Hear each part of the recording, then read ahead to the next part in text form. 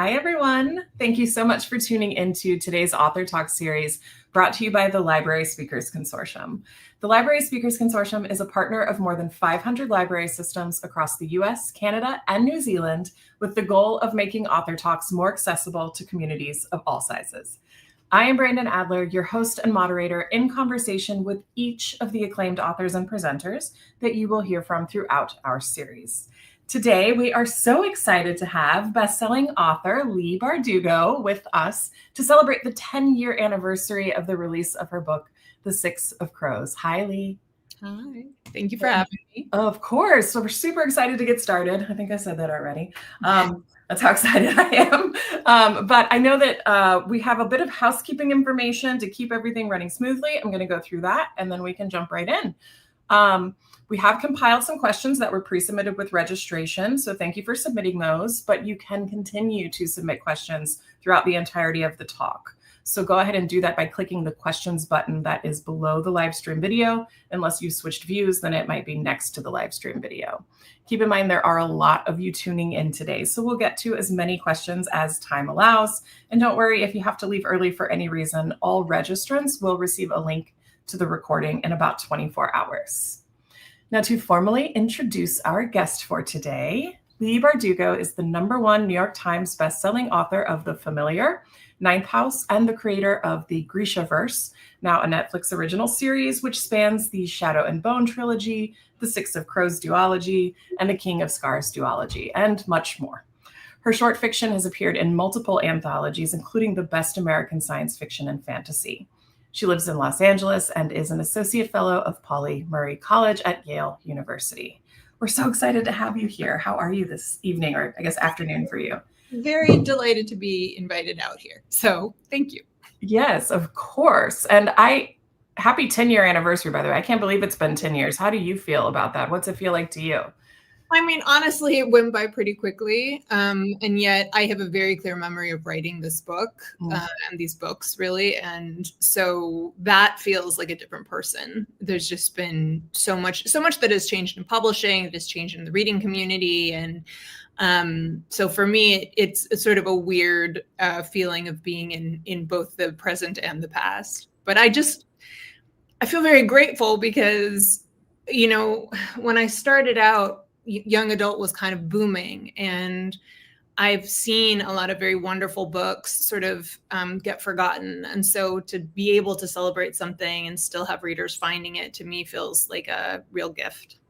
Mm-hmm. Well, it's about to be published, I guess, in 2026, a short story, kind of the letters from Ketterdam, right? So what was it like to re-enter the universe? And I mean, that was very fun. I have joked that I have a gift for making things too complicated. When we were doing this 10th anniversary, I thought, I want to do some piece of additional content. And I came up with this idea that is it's told in found documents, and it has created a real puzzle. It is both a puzzle for the reader to solve, and it has created a puzzle in terms of how to publish it, because it requires sort of ephemera and it's complicated. I can't give away spoilers for it, but it's basically a short story told in found documents. And I really enjoyed it. I love writing these characters. They feel very familiar to me, and I have the added benefit of, you know, having now had the show made on Netflix, I actually hear the actors' voices in my head for the characters. Oh, I didn't even think of that. Yeah. Being back with them, which is very nice too. So for people who may have not read the works, even though they came out 10 years ago, there are plenty of our viewers that often join the Author Talk because they want to see what something's all about. Can you give us a quick synopsis of Grishaverse and Six of Crows? So Six of Crows you can jump into without any other exposure to the books in the Grishaverse. Chronologically, you could start with the Shadow and Bone trilogy, but it is not necessary. And it's the story of six young people who all come from different backgrounds, who have different priorities. They are all viewed by the world as expendable. None of them have grand destinies. None of them are royalty. And they are brought together to try to pull off an impossible heist that has kind of world-shaking stakes, but most of them have personal investments in this heist that have nothing to do with the way that the heist will reshape the world. So for me, it was almost a chance to write in response to my first trilogy, which is very much a chosen one story about a young woman with powers and big battles and all of that. This is more of like a street level story about people who don't have those legendary destinies and have to carve a future out for themselves anyway. Mm-hmm. Well, speaking of carving a future out for yourself, you have done a wonderful job in sharing your works and your writings with us. But what was your journey like to get there? Well, I wanted to be a writer from the time I was a kid. Like Okay. this was always my dream job from the time I was a little child. I think in junior high, that was when I really got into science fiction and fantasy, thanks very much to a librarian. And that was when I also kind of needed fiction the most, when I started to write almost as a survival mechanism. But I didn't know how to write a book. And so as I moved through the world and had various jobs and was paying my rent and paying off my student loans and all that good stuff, I would start books. And I would get, maybe a chapter in or even a first act in, and then I would come to a screeching halt because I didn't yet know what my process was. And it turns out I am somebody who desperately needs to write with an outline. Okay. I think I also had a lot of, ideas about how books got written that were very false, that come out of our kind of weird culture. And we don't see the creative process accurately represented in culture. And so when I would come up against, discomfort or challenge, I didn't know how to integrate that into the process of writing.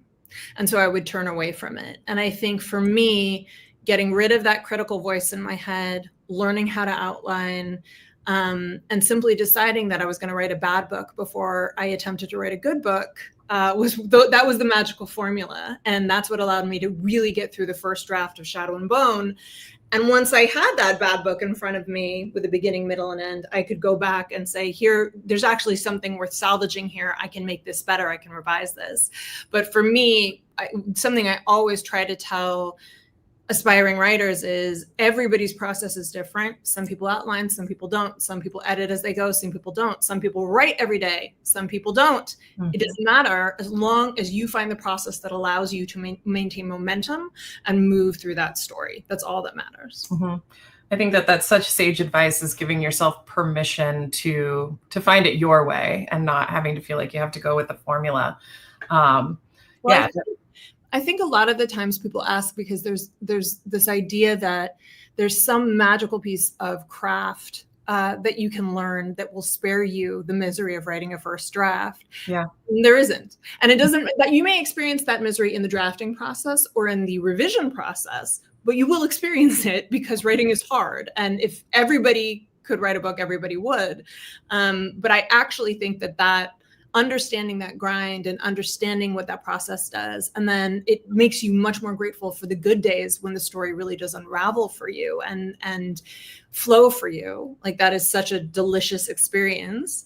And it makes you understand the work better because you've grappled with it, as opposed to, let's just say in the age of AI, I think people are looking for shortcuts. And we talk about AI in terms of the theft of copyright and the theft of intellectual property. But what we don't talk about as much is that AI represents the theft of experience, and it represents the theft of the experience of creating something. So you miss the hard days, but you also miss the incredible experiences of joy and revelation that come from grappling with a project like a novel. Yeah, that's beautiful. I've never heard it put that way. Thank you. You're welcome. Thank you. Keep the compliments coming. Well, we just started, so I'm sure there will be more. No. Okay, so I want to jump into world building because, of course, we got a lot of questions about how you built this world. Caitlin from Findlay Hancock County Public Library says, what does your world building process look like? I know you just said that you're a big outline person, but for Six of Crows, I heard in another interview that you actually created a world book. Is that what you said? No? Nope. Okay, so what did you do? Tell us. I have never done that, and I don't think I ever will. It was interesting. I was just on a panel with 2 other authors, and we each had a different answer to what we started with. Okay. Plot, character, world. And for me, it's always plot is the beginning. And I have a kind of popcorn movie brain that really wants to know what the hook of the story is. For me, the world gets built through research. So, and this is something I've learned to understand, that when I get stuck, when I am really experiencing writer's block, the best thing I can do is go back into the research. And I used to say, tell myself not to do this because it felt like I was hiding from the draft and the real work of the writing. But you can sit there banging your head against the wall, or you can do the thing that will actually reinvigorate your creativity. And for me, that's research. So when I was writing Shadow and Bone, in my initial outline, my 2 main characters, Mal and Alina, had parents, because I was like, I'm not going down the fantasy orphan trope. I'm going to do something different. They're going to have parents in this. And then I started researching, and I learned these stories about these Russian noblemen who had served on the front lines of the Napoleonic Wars with their serfs and had really spent time with these people who they viewed as property for the first time. And there was a story, maybe apocryphal, of a nobleman who had been saved by a book of prayer that blocked a bullet that one of his serfs had given him. And he went home and he turned his country estate into a home for war widows, and others turned their dashas into schools or into orphanages. And I thought, oh, I really want to use this. And so that research became a fundamental part of the story of these 2 characters and of their journey together. For Six of Crows, I was really digging deep into the history of Venice, the history of the British Empire, the history of the Dutch Republic, particularly around the 1700s. And for me, all of that, and also early New York, early conmen, and all of that kind of became a part of the world building. But what I think is important to know, especially if you're a librarian or an educator and kids are trying to take on their own projects, is it doesn't all happen at once. Worlds don't get built all at once. They're as iterative as the process of writing. And it is okay not to know everything when you begin. So, and I would also say that I have learned the most about world building, not just from science fiction and fantasy, but from reading any genre. Because if you look at a book, whether it's a book that's set in a small Southern town or a book that's set in, Washington, D.C. in the 1950s, that's world building. None of us maybe you live in a small town, but I'm saying you need to learn the same things reading those books that you do reading a fantasy book, which is you need to get a sense of power and a sense of place so that you can orient yourself as a reader. And that is I think the greatest challenge of world building is not so much building the world, but cluing your reader into it. Mm-hmm. You said sense of power, and James from Bucks County Free Library is saying your books often explore power. Who has it, who doesn't, and what people do get it. Why do you think power is such a compelling theme for you to write about? I mean, it's something that we deal with every day, right? Yeah. Like, I think that, I have a lot of adult readers for the Six of Crows duology, but I will say that I think that at the foundation of young adult, right? Like, I remember when YA was really big and everybody was writing think pieces about it, right? Everybody had a hot take on YA. And the fun, like the basis of YA and of coming of age stories are really about when your vision of yourself and your understanding of yourself comes into contact with the world and they don't mesh. And I think that is an experience that everybody goes through, right? That is a universal experience. So whether you're talking about first love, or you're talking about going to the prom, or you're talking about a revolution, all of those things are rooted in the idea of the conflict between the self and the world around you. And for me, those are, the search for power, the hoarding of power, the attempt to get it, what it does to us to have it, is all something that I think we're all constantly navigating. And that's what draws me into the relationships of these books and the structures that sort of inform these books. Mm-hmm. Well, I think sometimes too with power, there can be religion can be both hope and power, place and power, like you mentioned.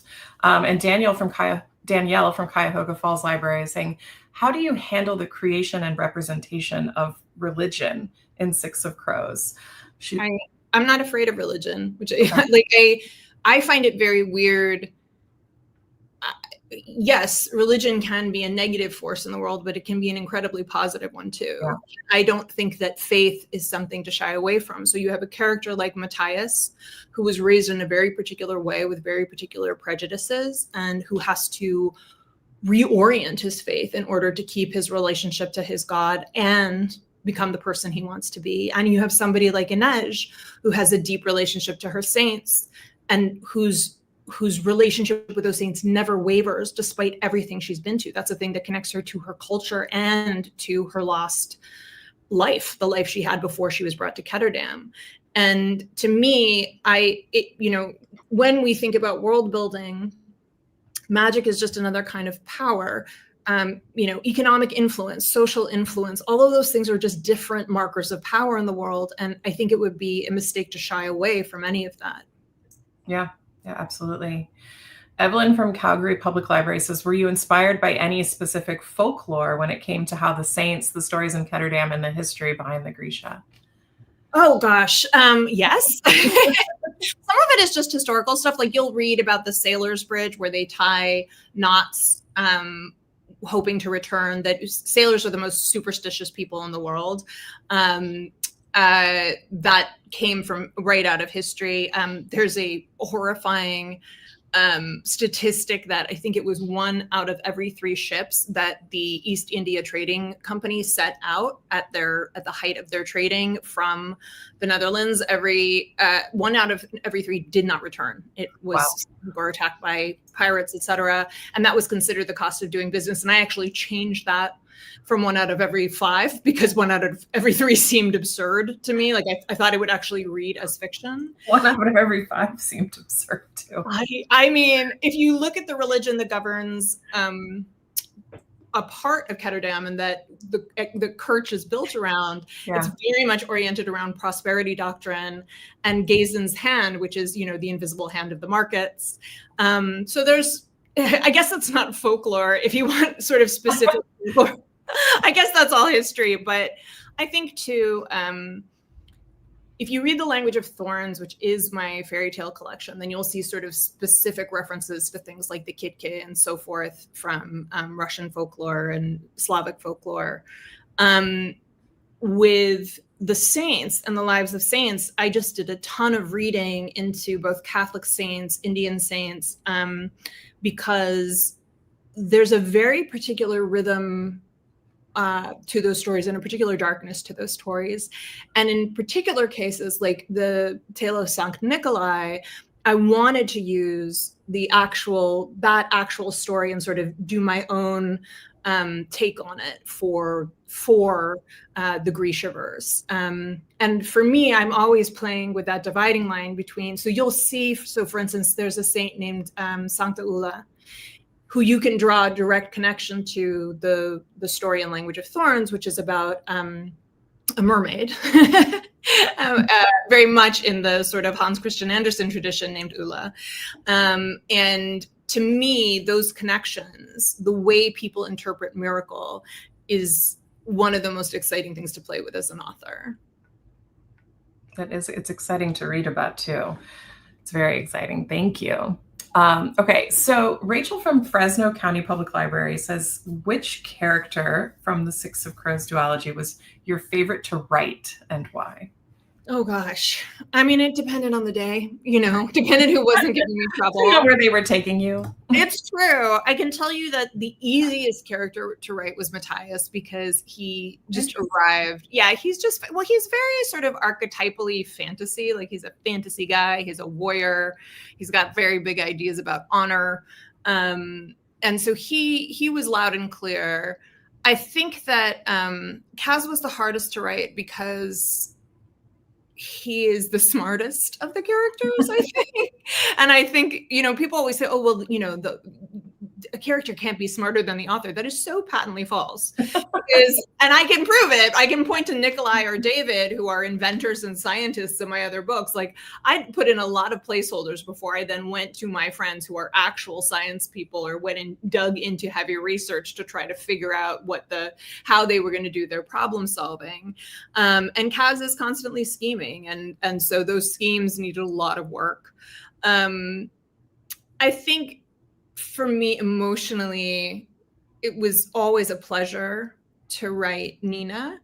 And I do remember my character Kaz has a pretty heavy backstory. And I remember coming out of a day spent really grappling with that backstory, and then being like, I'm going to just go write some Nina and Matthias banter for about an hour just to cleanse my brain, because it had brought me into such a state of sadness. So I definitely feel we tend to talk about writing in these kind of clinical terms and the outline and this, but really, like, when it's working, it is hitting all those emotions in you. And I find the things that resonate the most with me emotionally are usually the things that resonate with readers as well.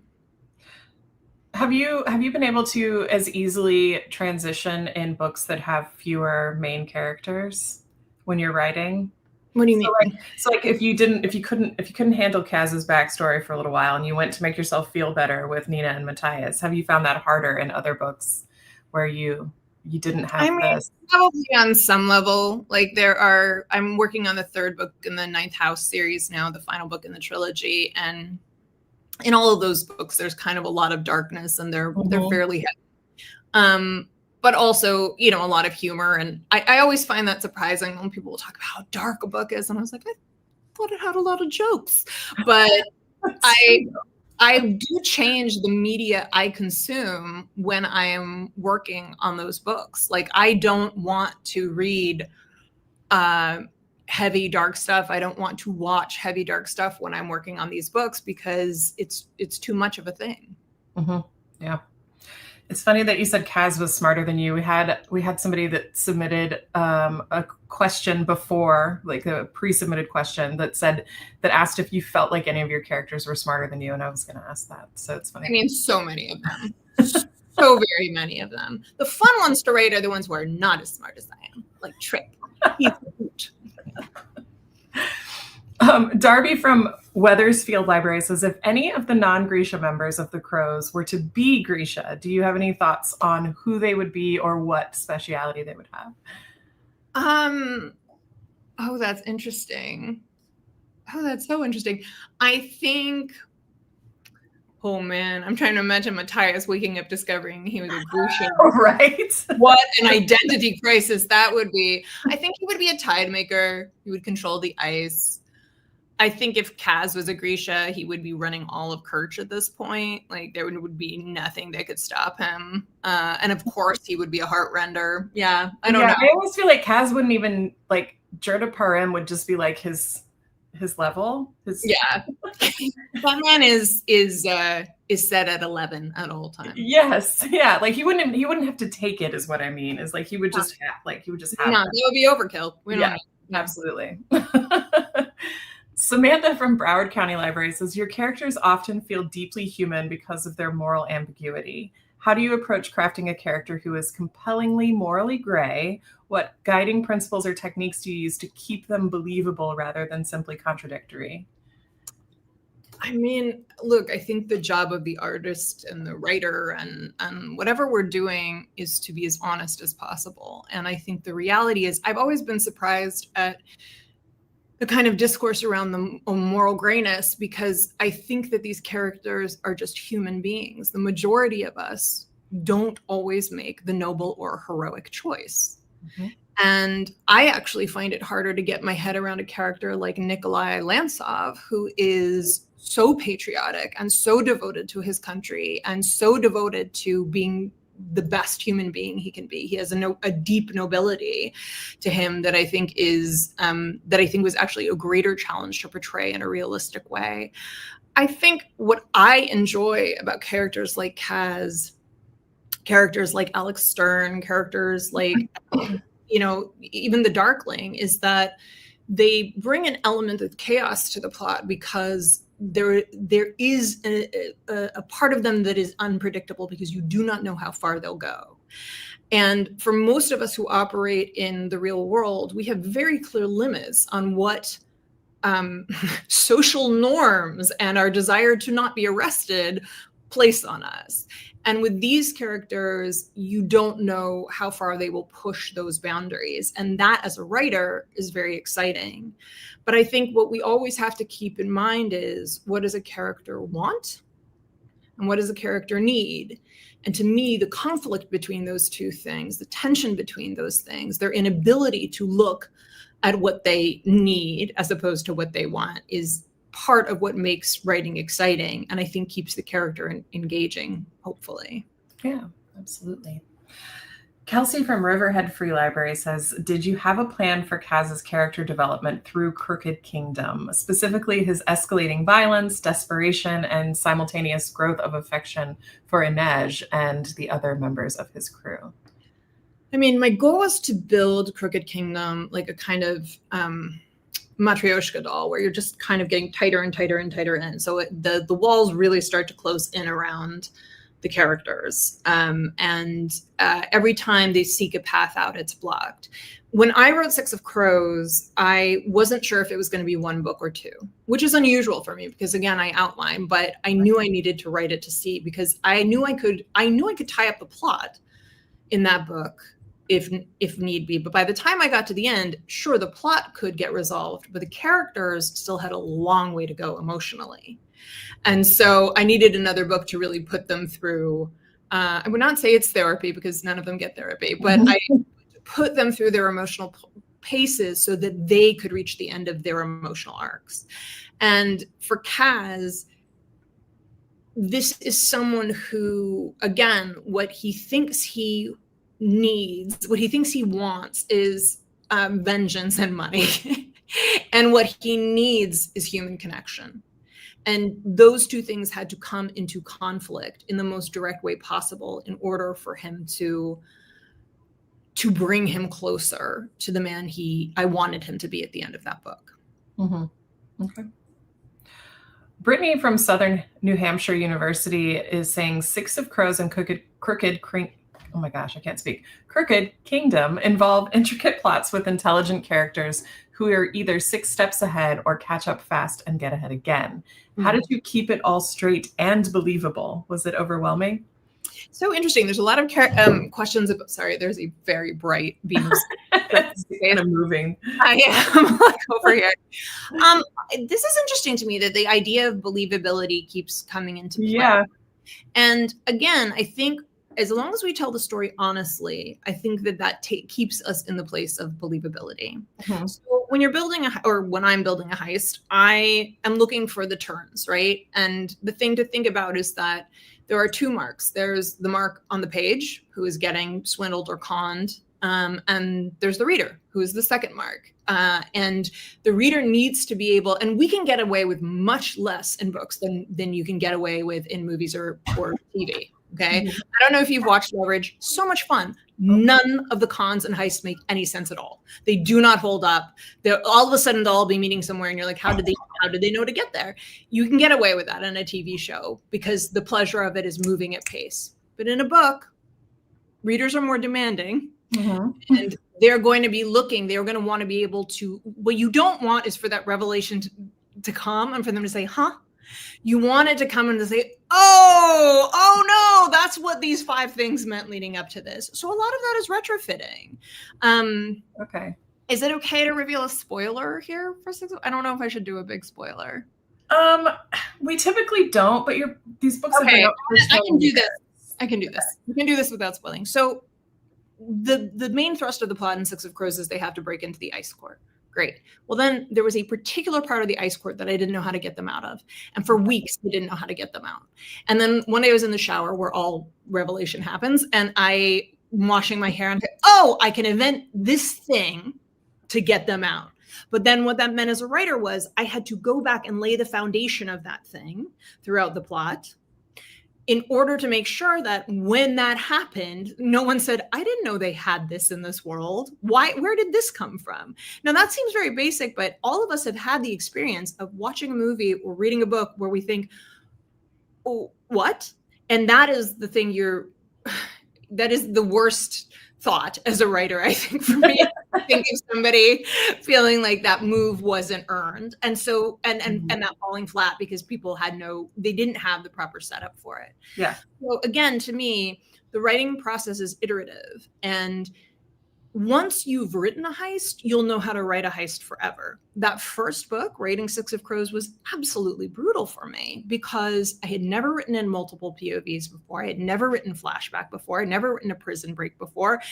And I did not know what I was doing. And I knew where I was trying to go. And I just kept thinking somebody smarter than me should be writing this book. Oh, no. But the thing I have learned as a writer is when I feel that way, when I get an idea and I think, oh, that's a good idea, but I don't know if I can pull that off.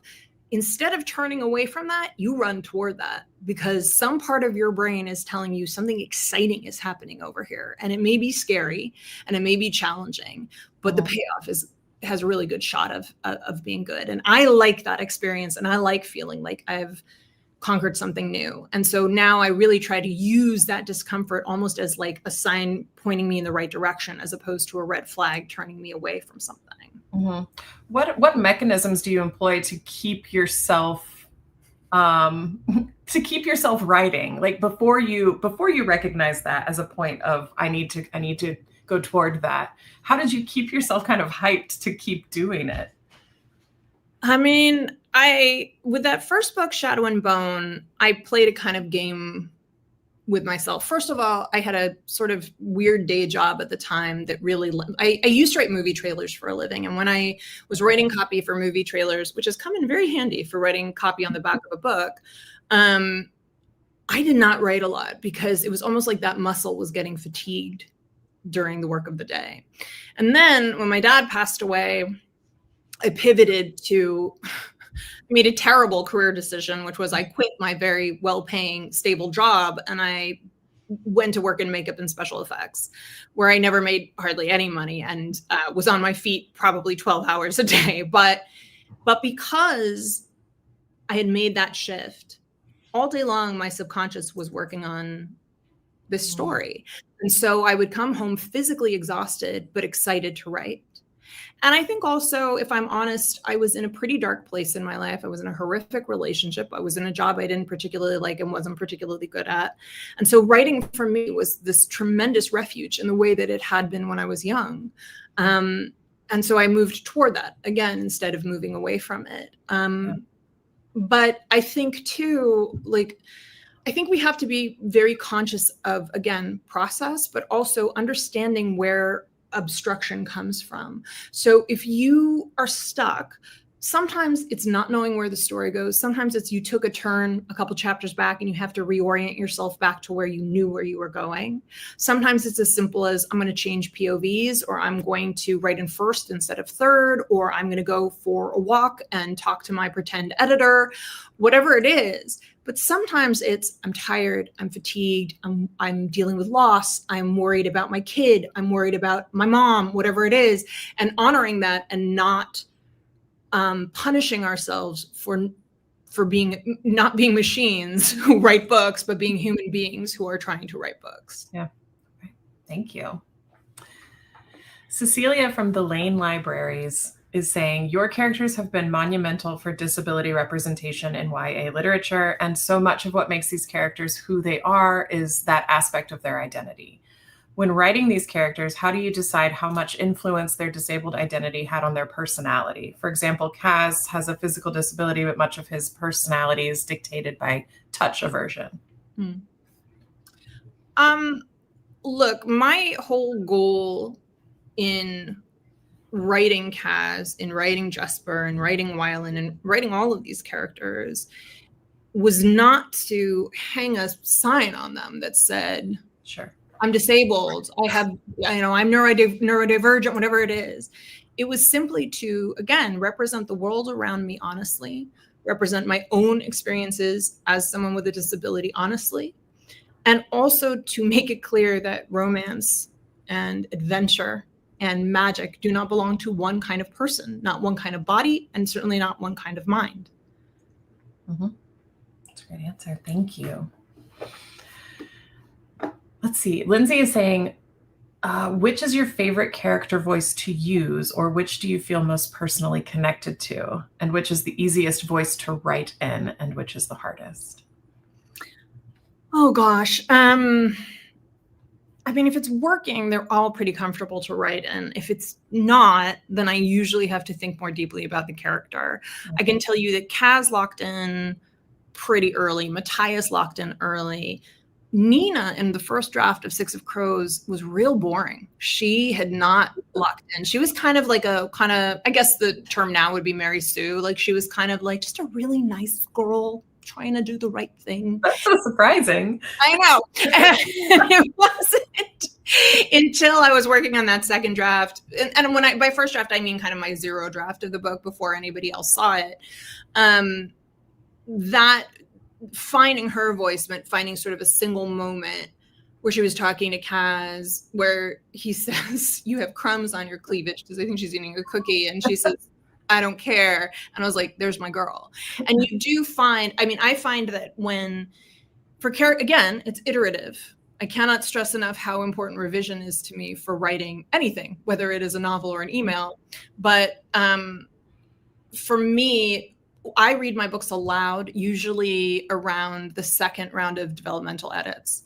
And that's when I can calibrate the voices more. So some of the voices, again, Matthias, loud and clear for moment one. But others, I have to find sort of the moment when you're reading out loud and all of a sudden you start to sink into the character voice. And you start to really start to feel it. Then I'm like, ding, ding, ding. That's where it is. And that becomes my touchstone, my lodestone, to make sure that feeling is repeated everywhere throughout that character. And it can be as simple as the diction, the rhythm of their speech, their educational background, the jokes they tell, and the metaphors that they use to describe the world. All of that is part of it. But again, iterative. Mm-hmm. Okay. Julia is saying, can you please tell us more about the process of writing Inej and Kaz's love story in terms of their positions in society and the premise of how they know each other? There's a power imbalance in Kaz's favor, and he isn't always the kindest person. How did you come up with a love story that was not necessarily healthy, but incredibly loving and respectful and still so complex? I mean, that's a very kind way of describing it. Look, for me, they are two, again, it's hard to talk about without spoilers, but these are two very dangerous, right? Mm-hmm. Very wounded people. And the thing that was most important to me in writing them, and I guess this actually speaks to a lot about these characters, their moral grayness, the way the world sees them, the given issues they may be dealing with mentally or physically. I never want to treat trauma as something that is just healed by love, that is just healed by, that's not the way trauma works. That's not the way depression works. That's not the way any of this works. And so for me, it was making sure that when they interacted with each other, I was being honest in that interaction, and they are desperate for a connection with each other. And I think, I said I have a kind of popcorn movie brain when it comes to story. So you think, okay, 6 dangerous outcasts, 1 impossible heist. It's going to be fun. It's going to be Ocean's 11. Ocean's 11 is great, but Ocean's 11 is very surface level. You don't come out of Ocean's 11 being like, man, Danny Ocean, he had some real trauma he had to deal with. Like, that's not where you're going with that film. And that's fine. But for me, I didn't set out to write darkness into this book. But if you're going to write honestly about a city full of thugs and thieves and criminals and politicians, you have to ask yourself, what put these young people in this position? And what does it mean to have a world that views people as expendable in the name of profit? Mm-hmm. And how does that inform their relationships? And so for me, that was where Ineja's character came from, and that's where Kaz's character came from. They have these tremendous forces working on them from the culture in Ketterdam, and they have been shaped very differently, but that's also what allows them to understand each other. Mm-hmm. So again, for me, it's always trying to come back to a place of honesty with these characters, and a place of honesty with the world. Okay, yes, it can be fun. Yes, there can be banter. Yes, there can be adventure. But we always have to ask ourselves, what is the price of what these people are seeking? What is the price of a culture that embraces some human beings as more valuable than others? And frankly, whether it's in Ninth House or it's in Six of Crows, when you have something like magic, what is the cost of magic? Or what is the cost of the pleasure we get from wish fulfillment, from beautiful clothes, from a beautiful palace, from an Ivy League university? What is the price and who pays it? Mm-hmm. I don't know if that speaks to the romance of these two characters, but for me, like the most interesting couples are happy couples bore me. And so for me, it's always about what are these people trying to accomplish together, and where are the points of mutual respect and support that they have with each other. And mm-hmm. when they bruise each other, how do they recover from that? Because you cannot move through the world or have relationships without occasionally putting a foot wrong. And how do you recover from that? Yeah, makes sense. When you talk about your popcorn brain and then you go into your Ocean's 11, it sounds like a movie trailer.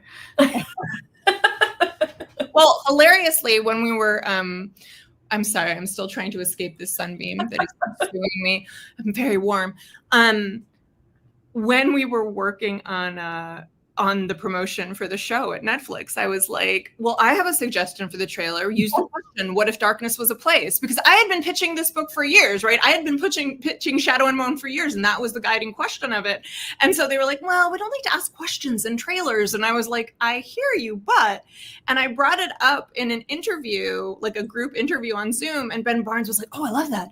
What if darkness was a place? I was like, Ben Barnes gets it. That's so funny. So were you Taylor, but I did get Ben Barnes saying it. Were you pretty involved in the TV adaptation process then? If you're on a Zoom call with Ben Barnes and others. I mean, this was when we were doing the press junket, which maybe fortunately, because I don't know if I have enough clothes for a proper press junket, but it was during COVID, and so we were doing all of it on Zoom calls. I was fairly heavily involved in season 1. I visited the writer's room. I got to weigh in on their initial story pitches. I got to cheer them on when I thought they were doing something awesome, and sort of raise a red flag when I was concerned about breaking something down the road.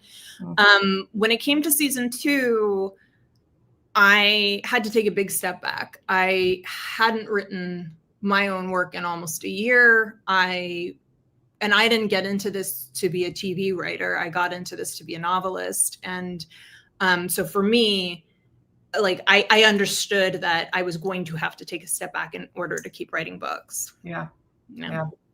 All right. Laura from Bucks County Free Library says, hi, Leigh. Hello. I just attended your event in DC, but I dropped into my childhood library a few days later to see this virtual event being advertised there. So I decided I might as well try again to get my question picked.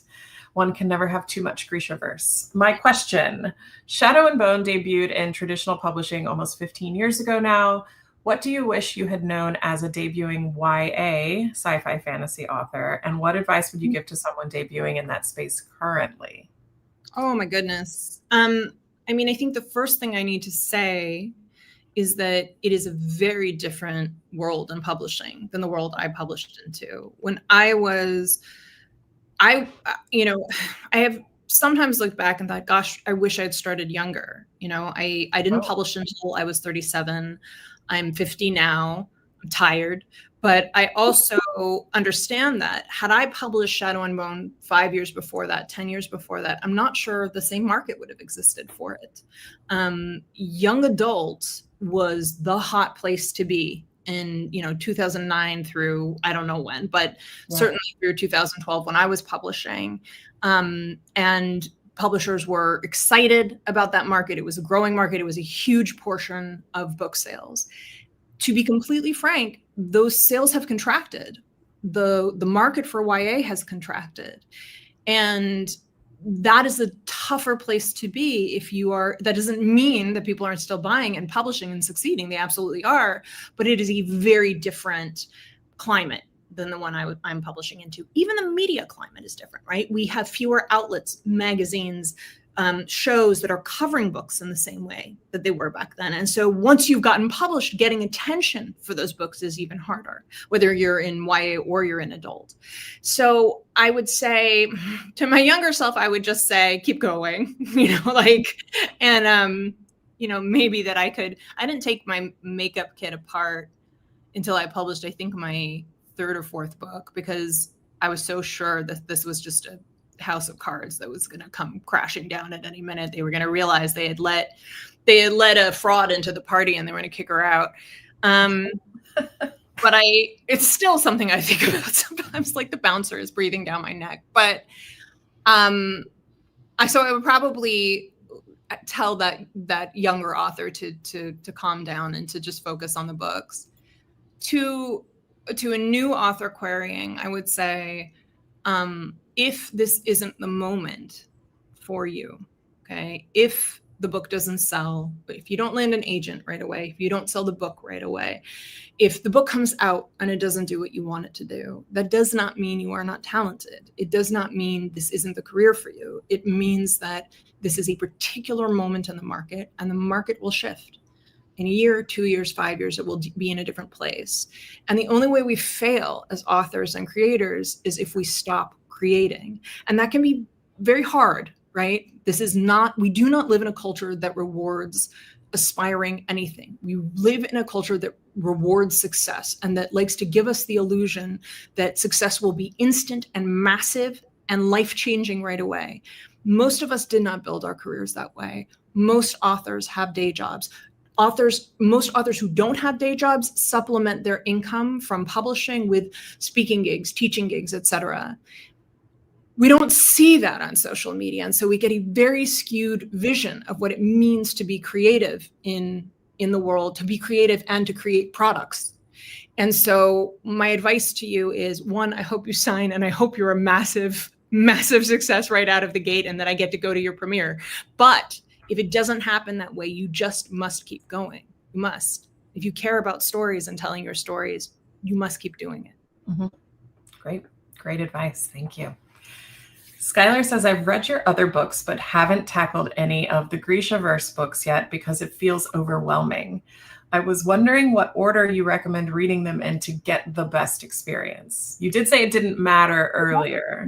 But, well, I'll say this. Okay. If you've read my adult work and you've liked it, then probably Six of Crows is the place to go, because I think those books are more, let's say, complicated, sophisticated than Shadow and Bone, the Shadow and Bone trilogy. If you are looking for a lighter read, a more young adult read than the Shadow and Bone trilogy, you can start there instead. The only thing I'd say is you do have to read the Shadow and Bone trilogy and the Six of Crows duology if you're going to read the King of Scars duology. Mm-hmm. If you're just looking for little tastes, if you're just looking to dabble, pick up Language of Thorns. It's fun. It's dark fairy tales. It's beautifully illustrated. They just did a gorgeous job on this book, and you can read a fairy tale before bed every night and see if the Grishaverse is someplace you need to go. And you don't need to know anything about the Grishaverse to read these stories. That's amazing. A fairy tale inside your mind. When I started dating the man that is now my husband, he was like, I'm going to read your books. And I was like, sure you are. Because the guy I went on a date with was like, I'll be picking up your novels. So I was like, mm-hmm. But he did. And he was like, where should I start? And I said, start with Language of Thorns. You can get your feet wet. You can see if it's your cup of tea, and he did. Did he continue reading after that? He did. He went and read the Shadow and Bone trilogy, and keep in mind, he had never really read fantasy. Oh, so okay. then he was like, well, what should I read next when he had finished the existing Grishaverse books? And I was like, well, everybody reads Harry Potter. You go read Harry Potter. And he was like, it's okay, I guess. But, I love Shadow and Bone. And I was like, I like your style. But now I wouldn't say he's a fantasy fiend. He reads a lot of fiction, a lot of nonfiction, but He recently read The Hobbit and he really enjoyed it. And then he watched on our flight back from the country when he watched the entire Hobbit cycle. And he was like, I don't understand why this was 3 movies. I was like, you and everybody else, buddy. Sorry, I'm gonna get dragged by Peter Jackson, but it's fine. Yeah, it's okay. Just I mean, okay, so that's a TV quiz. Okay, so Erica from Texas Women's University Libraries is saying, what was one high point, if you want to pick one, or share many, if you please, of adapting your books to the Netflix show? I know that you said you had to leave it because you hadn't done your own writing, but were there some high points for you? So many. I mean, I have a very clear. They let me do a cameo in the first season, and I remember writing that specific scene. You know, there are many scenes in the show that don't exist in the books, but that scene does. And when Alina is introduced to the king and queen, and I remember standing there in full costume, except for my feet. They let me wear my Crocs because I can't wear, because my ankles won't allow me to wear period shoes. Yeah. But and I remember really struggling not to break down crying because I wrote Shadow and Bone when I was in a very difficult place, and I really had, I was in a very deep depression, and I had made a lot of bad choices, and writing a story about a girl finding her way through the dark was a very obvious metaphor. So then to be there that many years later in that moment, it was sorry, I'm getting emotional talking about it, but it was a feeling of gratitude that I'm not sure I can entirely convey. And I'll also say, I was on set when the Crows first got to say no mourners, no funerals. And that was pretty extraordinary too. That was a big high point. That's amazing. I did not realize that you had a cameo. So now I'm going to have to go back and watch the first. I did indeed. I get to hug Alina. And you can tell I'm not an actor because they show the whole crowd and they're very engaged. And it's me just like this. I'm just grinning. Zero acting possible there. I like that story. Lakin from Morgantown Public Library says, I really loved your book, The Familiar. Are you planning on doing more standalone novels? Yes, I have books under contract that will probably take me through the next couple of years if I stay on schedule. I have a graphic novel. I have a horror project that I'm doing with some other authors that I hope I get to talk about soon. I have the third Ninth House book, which hopefully will be coming out in September next year. I have an idea for another historical set in a totally different time period because why make my life easy? But it will probably be several years before I really get to dig into the research on that. So we'll see if when that moment comes, that's what my heart still says I want to write. But that's what's been sort of percolating in my head for the last few years. And it would absolutely be a standalone. And it would not involve fantasy. It would involve poison, which is a kind of magic. But yeah, we'll see. We'll see what happens when the next couple of years have gone by. And it also will not involve nautical history. No ships. No ships ever again. Watch me get an idea that's set on a dang frigate. No, thank you. Okay. So Rachel from Pioneer Library System says, The Familiar saw you stepping into historical fantasy for the first time. How did you approach the research for this book? And how did you balance the blend of fact and fiction? I imagine maybe your research was a little bit different for fantasy fiction. I don't know, maybe it wasn't. I mean, in some ways it was similar in the sense that I think there's sort of two kinds of research. There's the wide net. And the wide net is when you're sort of picking your time period or you're picking an area of research and you're reading as much as you can. So for me, that was, I knew I wanted to set this in Spain during the Inquisition, but that's over 300 years of history. So it started kind of reading as deeply as I could in all of that history and finding the moment in Spain's history and in the history of the Inquisition that felt right to me as the right moment of crisis for that country. And then digging deeper into that time period and the historical figures there, I hired a research assistant, Robin Calo, who I then would go to and say, okay, I need more background information on this and this figure and that figure. And then he would also include all of his sources. So I could then go into those sources myself. And that was wildly useful. But there were other things. And then so that's the first kind of research. And I think that's where you really have to be tuned into where your excitement lies, and what is exciting and interesting to you, because that helps you narrow the field. Mm-hmm. And that's the fun part to me. That's the fun part of research. The harder part of research is when you need a specific answer to a question, right? So figuring out when meals were served, material culture stuff, right? Political culture, the politics of the time, easy to research. Material culture, much tougher if you're not an academic. So figuring out the foods that people ate, the way people prayed, the way people mourned, the way they celebrated, the clothes they wore, where they got those clothes, right? They're not just going to go to the mall. They're not going to get online. Like this is not going to be a situation where they're just finding, it's a totally different thought about it. So I'm like, oh, I want a shopping scene. Well, what the heck did shopping look like? Yeah. So all of that is the tough part. And then I did the best that I possibly could. And then I hired a historian who thankfully I found who specialized in late 16th century Madrid, and gave him my draft. And then he was not nice, I will tell you.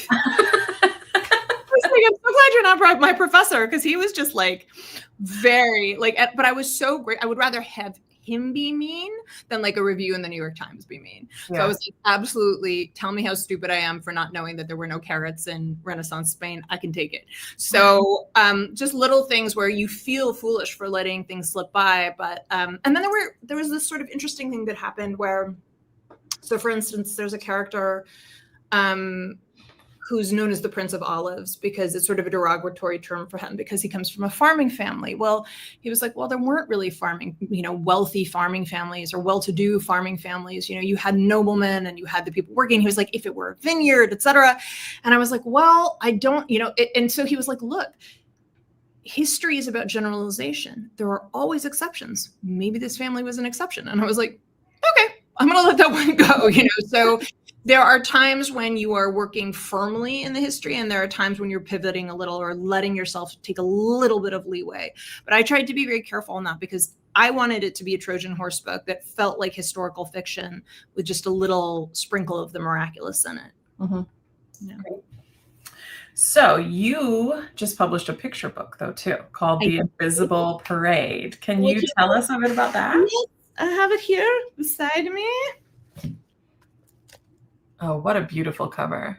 It is. And they did just a gorgeous job with the book. You can see even with the end papers, they did a very good job. I need to get better at this. You can tell I'm not a parent because I don't know how to do this. But I wrote this book with my friend John Picasio. He's my co-author on it. He is the illustrator on it. And it is a book that takes place during Dia de Muertos. Our heroine, Kala, is grieving her grandfather and really doesn't want to go to the cemetery for the celebrations. But she does go. And that night she encounters four mysterious horsemen, and the final horseman she meets is death. And each of the horsemen has a lesson to teach her. So for us, it was a kind of exploration of grief and culture. And we hope that people, if you're looking for kind of a lush, spooky read for this time of the season, that maybe that it can be that for you. But also if you're looking for a way to talk about grief, to talk about loss, that this will provide a vehicle for that as well. Okay. So we're almost out of time. I'm going to end with the question that I ask everyone, which is, what book or books are you reading right now that you suggest everyone run out to the library and check out immediately?